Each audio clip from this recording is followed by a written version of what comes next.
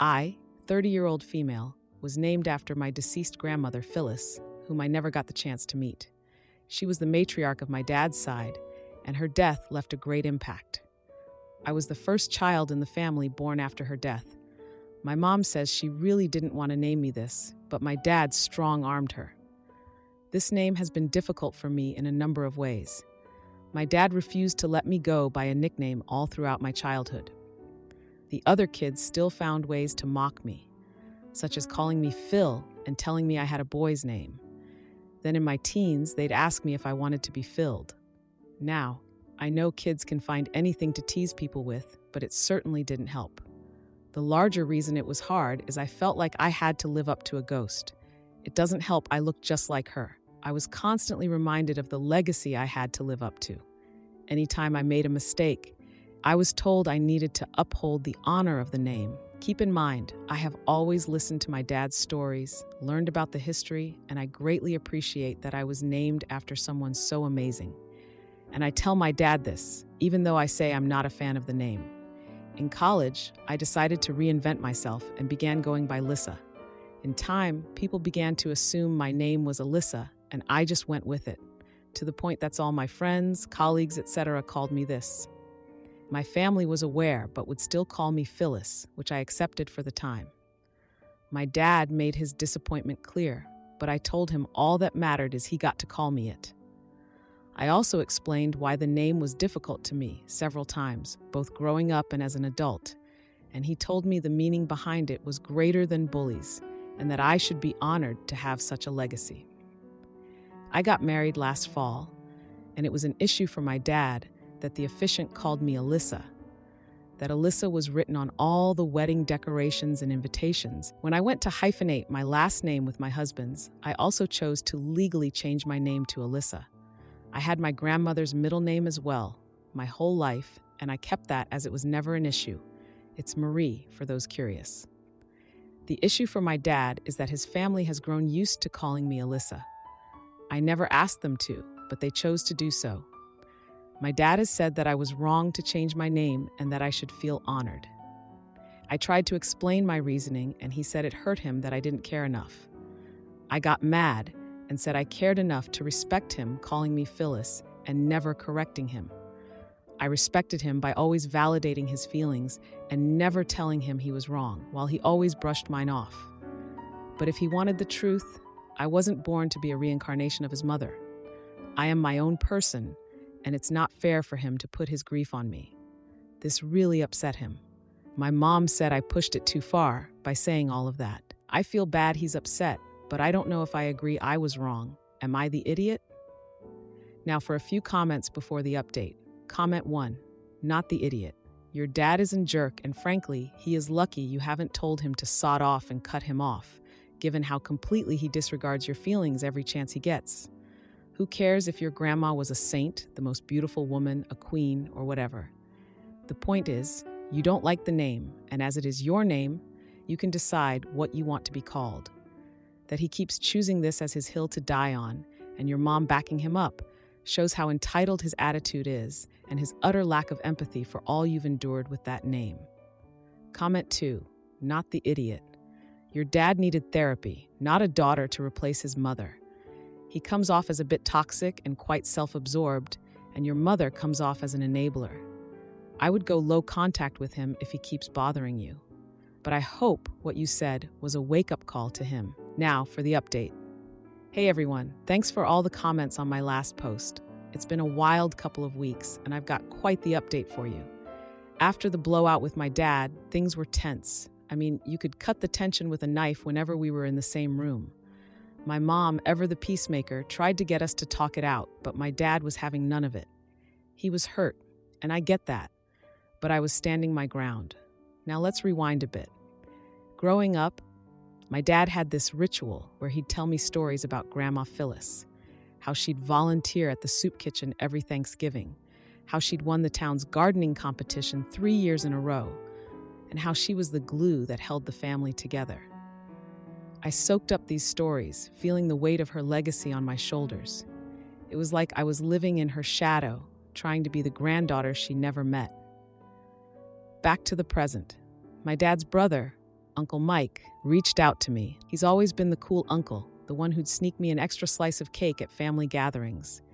He said he understood both sides and suggested a family dinner, a neutral ground where we could all talk without the pressure.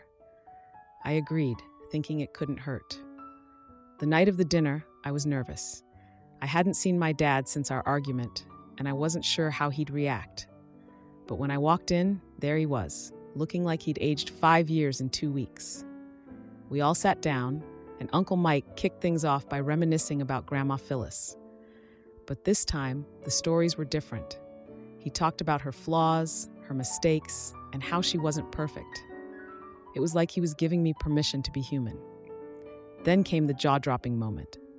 My dad, with tears in his eyes, admitted that he'd been holding on to me as his connection to his mom.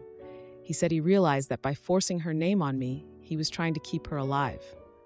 But in doing so, he was ignoring the person I was. It was the first time I'd seen my dad so vulnerable.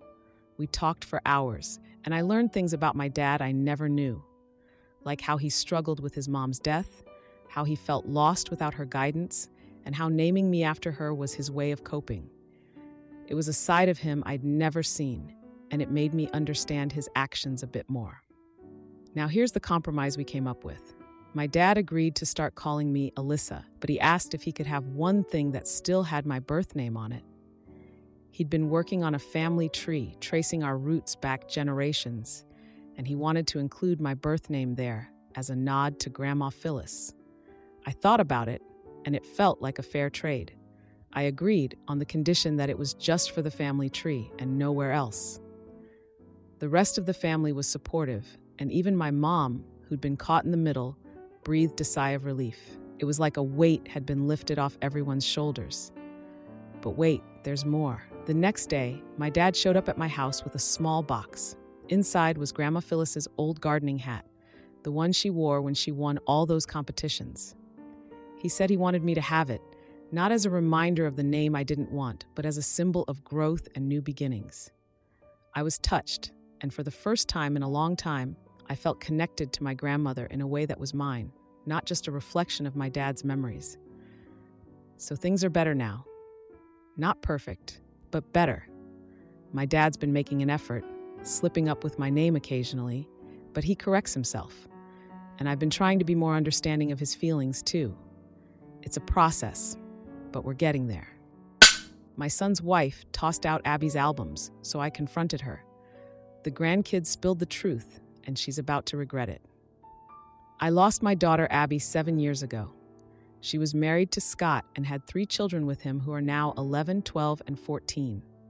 Scott and my grandkids stayed part of the family, and last year Scott remarried. His current wife is Beth. We all knew Beth for a few years prior to the wedding, and she was always very friendly. Though at times she could be a little pushy. Scott would always handle that, though. After they got married, Beth's pushiness got worse, and Scott appears to have lost control. Beth was upset when she dropped my grandkids off one day that we had not added photos of her to our house and commented as such. In our living room, we have a display with photos of our kids and their weddings. She felt her and Scott's wedding should be there. She was upset when my grandkids spent Mother's Day with us and our extended family, and we did not include her. Scott wasn't invited either. Mother's Day is a difficult day for him due to a bad relationship with his own mother. But Beth said we should invite her too because she's part of the family, and then she said she's one of our kids too. I asked her what she meant, and she told me she is obviously going to be one of our kids now that she's the mother figure for our grandkids. I told Scott what she said, and he was embarrassed and told me he would speak to her. Beth was also upset when my husband posted on Facebook to say something about our kids, and she didn't get mentioned as one of our kids. But as Scott's wife, we mentioned Scott and how wonderful he was to Abby and how wonderful he is as a father. For my grandson's 14th birthday, we were all together, and he wanted a mom's side photo. Beth attempted to get into the photo, and when Scott tried to remind her, she said she's part of the family now. He pulled her aside, and the photo was taken without her, but she told one of my sons after that she felt like we weren't treating her as a daughter, and then said Scott never treated her as a lesser wife. We saw them a little over Christmas, and Beth was upset that we got them a joint gift for her and Scott instead of getting her one alone. She told me she's tired of feeling like she's not really family, and she said she feels like we always put Abby first when she's here now. I saw red after this, and I told her she can never take my daughter's place, and the fact she ever thought she could is outrageous. She told me the kids call her mom and they think the world of her, so why wouldn't we? I told her the kids have always called her Beth when I hear them, and she turned around and said that's our fault because the kids should be calling her mom, and they don't. She lost it from there. Beth stormed out, and I explained what happened to Scott. He apologized and left the kids with us so he could speak to her. I think they worked it out, but Beth said I was needlessly cruel to imply she's not as good as Abby and doesn't deserve to be our daughter. Am I the idiot? Now for a few comments before the update. Comment 1. She told me the kids call her mom and they think the world of her, so why wouldn't we? I told her the kids have always called her Beth when I hear them, and she turned around and said that's our fault because the kids should be calling her mom and they don't. She lost it from there. The way OP checked Beth with this receipt nearly caused me to spit my drink out. Not the idiot. Comment 2. Not the idiot. Having 2 daughters, I can't imagine how painful it was for you to lose yours. Even if years have passed, it's still the greatest loss for a parent. So yes, Beth's behavior is extremely intrusive and inappropriate. I would have a word with Scott to make sure that in their home, Beth respects the children's wishes if they don't want to call her mother. Now, for the update. Hey Reddit, it's been 3 days since I last posted about the situation with my son-in-law's wife, Beth, and things have escalated in ways I couldn't have imagined. Buckle up, because this update is a rough ride. First off, let me give you a bit of history. My daughter Abby was the glue that held our family together. She had this warmth about her that just drew people in. Losing her was like losing the sun from our sky. Scott, her husband, was devastated, but he's been an incredible father to their kids. When he married Beth, we all hoped for a new beginning, but it's been anything but smooth. So, after the blow-up over the Christmas gift, things seemed to calm down a bit. Scott had a long talk with Beth, and we thought maybe, just maybe, things would settle. But boy, were we wrong. 2 days ago, I got a call from my 12-year-old granddaughter, Lily, in tears. She told me Beth had thrown out all of Abby's photo albums. I was floored. Those albums were precious to us, especially to the kids. I rushed over to their house, and there was Beth, standing in the driveway with a smug look on her face, as if she had just won some sort of twisted game. Scott was at work, so I confronted Beth myself. I asked her how she could do something so heartless. She just shrugged and said, "Out with the old, in with the new." I couldn't believe it. I gathered the albums from the trash, some of them damaged, and took them home. My hands were shaking with anger. When Scott came home and found out, he was livid. He and Beth had a huge argument, the kind that makes the walls shake. The kids were at my place, thank goodness, but they could hear the yelling from down the street when they walked home. Scott slept in the guest room that night, and the house was like a Cold War zone. Yesterday, during a family dinner at our place, without Beth, who refused to come, my oldest grandson, Jake, dropped a bombshell. He said Beth had been pressuring him and his siblings to call her mom. He was uncomfortable with it, and so were his sisters. We were all taken aback. Abby was their mom, and no one could replace her. I decided to have a talk with Scott about it. He was already on edge, but when I brought it up, he broke down. He admitted he felt trapped between honoring Abby's memory and trying to make Beth feel included. He confessed that he had been avoiding dealing with Beth's behavior because he was scared of being alone again. Today, the misunderstanding happened. I was at the grocery store when I ran into Beth. She was all smiles, acting like nothing had happened. She started chatting about how she and Scott were planning to renew their vows. I was confused and asked why so soon. She laughed and said, "Well, we want to start fresh, and besides, the kids need to see us united as a family." I was stunned. I didn't know what to say. I just nodded and quickly finished my shopping. When I got home, I called Scott to ask about the vow renewal. He was silent for a moment, then said, "That's not happening. We're actually talking about separation." Turns out, Beth had overheard Scott talking to his brother about a possible separation and assumed it was about renewing their vows. She had been telling people about their new beginning without even discussing it with Scott. My niece's lies tore our family apart, so I exposed her, but she played the victim. Now she's broken alone, and the truth is, my 32-year-old female, sister Sue, 39-year-old female, and her husband Dan, 44-year-old male, have 2 kids, Lily, 11-year-old female, and Amy, 16-year-old female. Recently, Dan's mom broke a leg. She lived alone, so Dan and Sue took her in. She got Amy's bedroom. Amy moved in with Lily. Late on the 25th, Amy showed up at my apartment, begging me to let her stay. She said it's too much. She has 0 privacy. Lily's constantly going through her things, takes clothes without asking, breaks stuff, is so loud that Amy can't do anything, and when Amy complains, her parents just tell her to be patient. The final straw was when Lily found a present with a note for Amy from a guy from her class. Lily loudly announced Amy was in love and started reading the note to their parents. No one knew about him yet, and the note was obviously personal, nothing inappropriate, so Amy tried to take it from her. The result was her sister startling and Dan yelling at Amy to let go of her. Amy grabbed the note and ran out of the house straight to me. I live close by. I was at a loss. I said I'd talk to her parents for her and called Sue to let her know Amy was safe and to get her side. Sue asked to come over, but Amy didn't want to see anyone. So Sue said to tell her sorry and that she could stay the night. The day after, we agreed Sue would come alone to talk to Amy.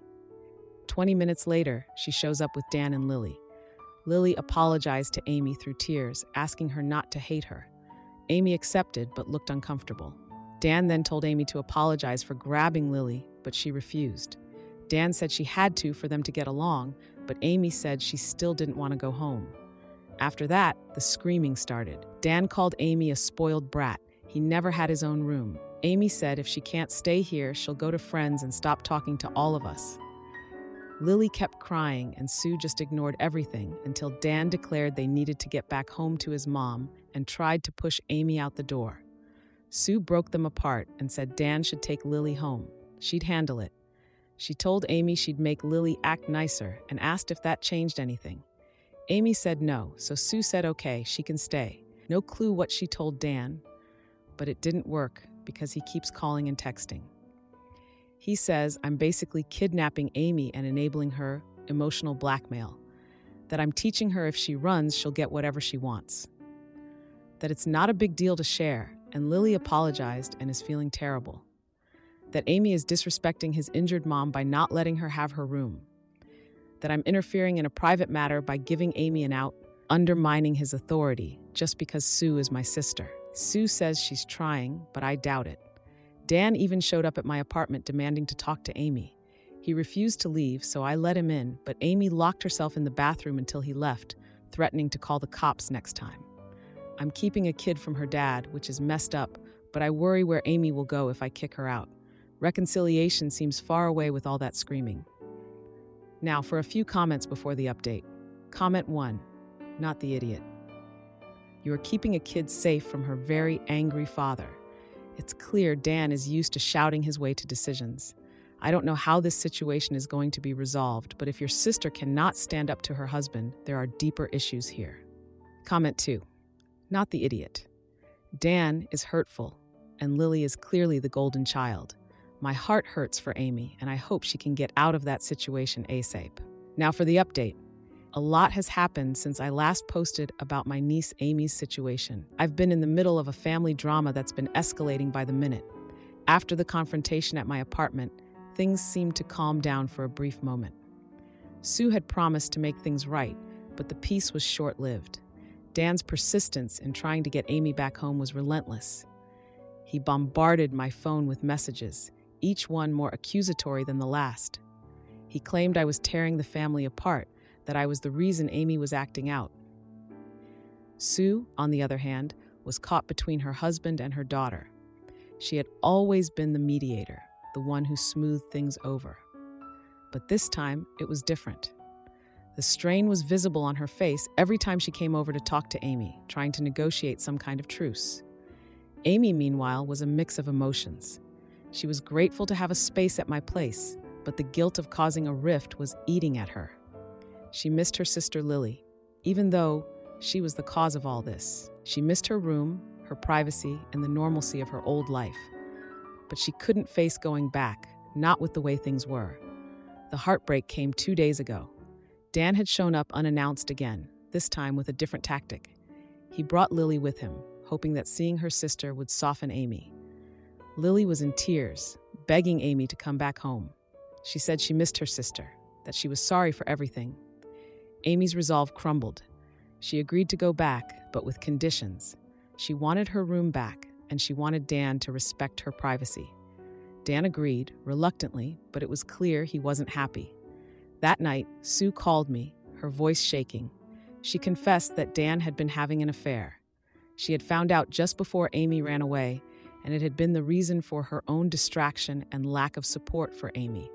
She had been trying to deal with the betrayal, all while keeping the family together. I was stunned. The man who had been preaching about family values and respect had been living a lie. Sue was heartbroken, and now so was Amy. The revelation that her father was not who she thought he was shattered her. The next day, Amy came back to my apartment. She said she couldn't stay in that house, not with the lies and the hypocrisy. She felt betrayed by her father, and she couldn't look at him the same way. Dan's reaction was explosive. He accused Sue of turning his children against him, of poisoning their minds. He said that the affair was a mistake, that he was going to end it, but the damage was done. Sue was now staying at a friend's place, trying to figure out her next steps. Lily was confused and hurt, not understanding why her family was falling apart. And Amy, she was angry and lost, her trust in her father broken. I've been doing my best to support them, but it's hard. I'm not a parent. I'm just the aunt who got caught in the middle of a family falling apart. I'm trying to be there for Amy, to give her the stability she needs. But with every angry call from Dan, with every tearful visit from Sue, I feel like I'm in over my head. If you like this video, you'll probably like these too. Also, while you're here, please consider subscribing. It's your support that keeps this channel alive and allows me to make better and longer videos. Have a great day.